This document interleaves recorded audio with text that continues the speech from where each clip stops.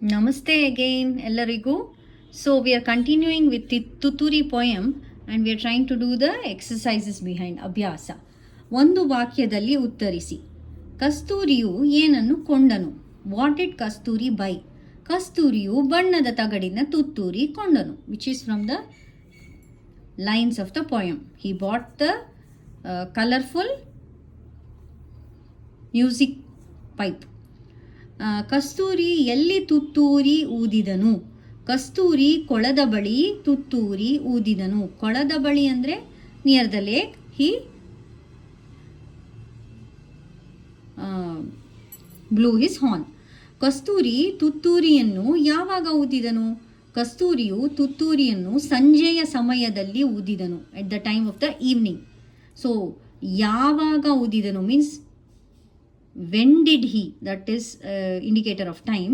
So sanjaya samaya means he blew it in the evening. ಜಂಬದ ಕೋಳಿ ಯಾರು? ಜಂಬದ ಕೋಳಿ ಕಸ್ತೂರಿ.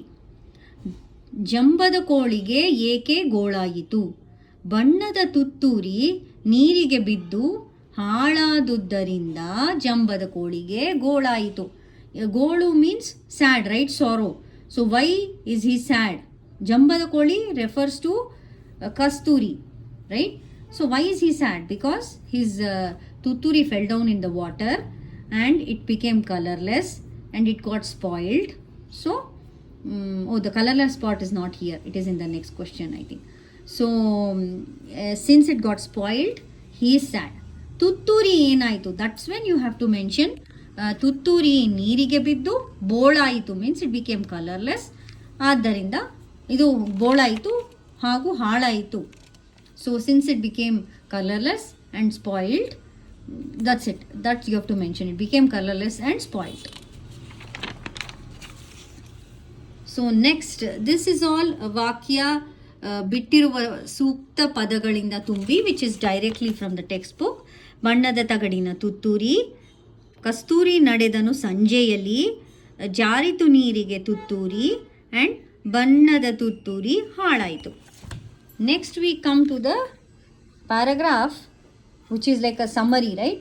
Summary, and we read the questions, we do the summary. ಈ ಕಥೆಯನ್ನು ಓದಿ ಕೆಳಗಿನ ಪ್ರಶ್ನೆಗಳನ್ನು ಉತ್ತರಿಸಿ. ಬೀರೂರಿನಲ್ಲಿ, so let's go to the para. ಬೀರೂರಿನಲ್ಲಿ ರಾಮಣ್ಣ ಎಂಬ ಕಟ್ಟಿಗೆ ವ್ಯಾಪಾರಿ ವಾಸವಾಗಿದ್ದನು. So Birur is the name of the city. So Uru is not a city really, name of a village.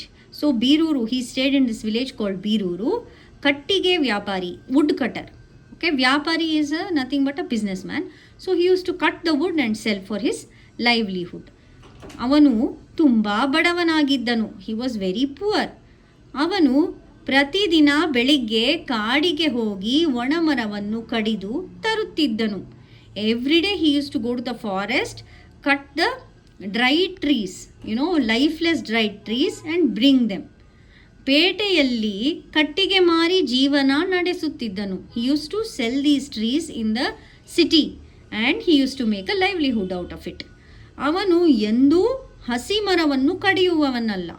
He used to never cut green trees or alive trees which are fresh or they were giving life or shelter to other animals. He never. So hasi mara means a green tree which is living, which still has life and it can offer lot of things for others. He never cut something like that. He only cut bare trees, trees which are lifeless and useless to others.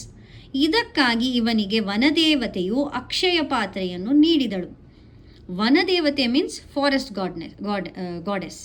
So she was impressed by his environmentally friendly behavior, and Vanadevate, queen of the forest, gave him an Akshaya Patre.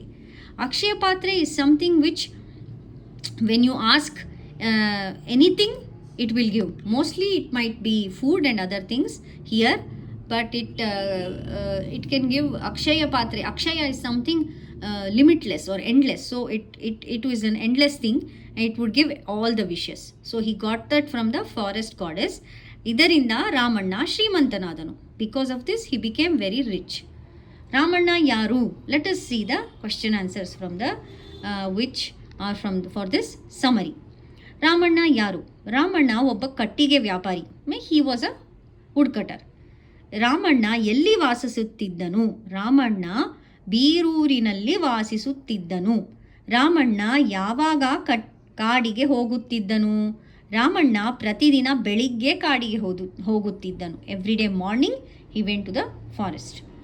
ವನದೇವತೆಯು ರಾಮಣ್ಣನಿಗೆ ಅಕ್ಷಯ ಪಾತ್ರೆಯನ್ನು ಏಕೆ ನೀಡಿದಳು? Why did the forest queen give him that akshaya patra or the limitless endless vessel, like endless wishes come true with that puzzle, akshaya patre. So Ramanna ಎಂದೂ ಹಸಿಮರಗಳನ್ನು ಕಡಿಯುವವನಲ್ಲ, ಅವನು ಒಣಮರಗಳನ್ನು ಮಾತ್ರ ಕಡಿಯುತ್ತಿದ್ದನು. ಇದರಿಂದ then you have to complete this answer with ಇದರಿಂದ ವನದೇವತೆಯು ರಾಮಣ್ಣನಿಗೆ ಅಕ್ಷಯ ಪಾತ್ರೆಯನ್ನು ನೀಡಿದಳು. Thank you.